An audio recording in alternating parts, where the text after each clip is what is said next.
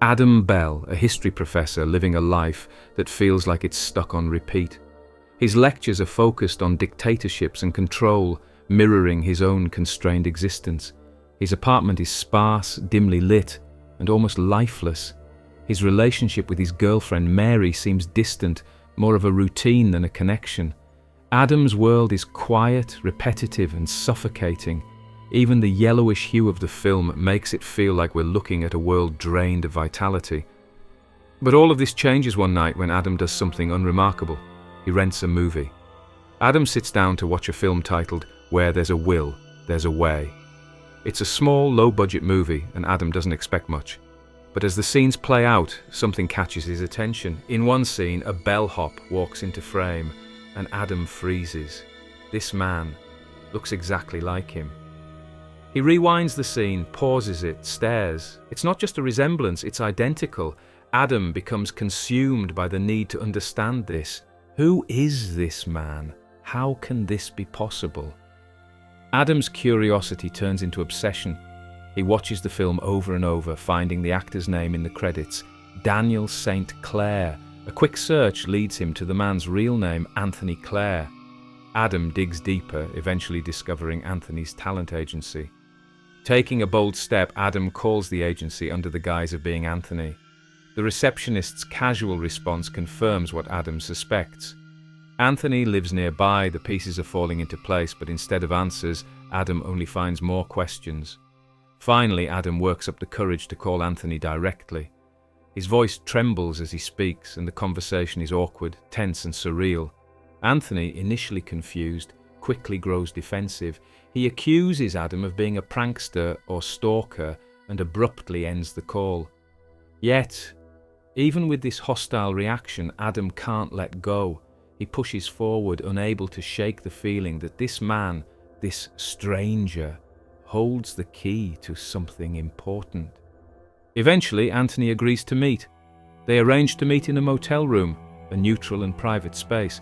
The moment they come face to face is unsettling. It's not just their identical appearance, it's the way they mirror each other's movements, their unease reflected in one another.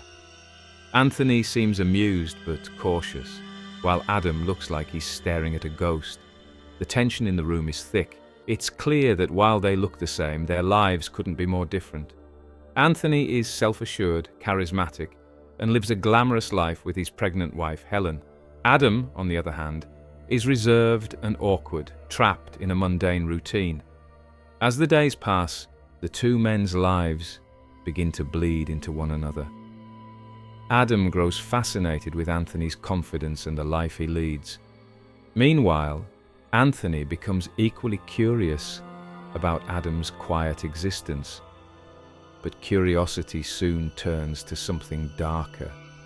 Anthony accuses Adam of following him, of invading his life. But beneath the surface, Anthony seems to enjoy the chaos. He begins to manipulate the situation, suggesting a plan that will change everything. They should switch lives, even if just for a day. Anthony pressures Adam into the switch, exploiting his insecurities and curiosity. Reluctantly, Adam agrees. Adam steps into Anthony's world, meeting Helen and experiencing a life so different from his own. But Helen isn't fooled. She notices subtle differences and begins to suspect that the man in her home isn't her husband. Meanwhile, Anthony steps into Adam's shoes and sets his sights on Mary. The switch, which started as an experiment, spirals into chaos.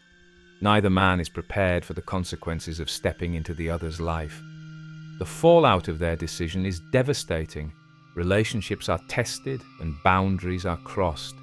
Helen confronts Anthony, exposing the fragility of their marriage.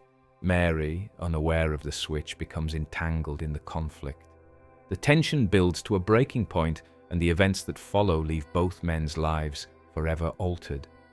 Adam walks into Helen's room, calling out to her. But instead of Helen, he finds a giant tarantula cowering in the corner of the room. It's a shocking, surreal image that leaves the audience in stunned silence. The screen cuts to black,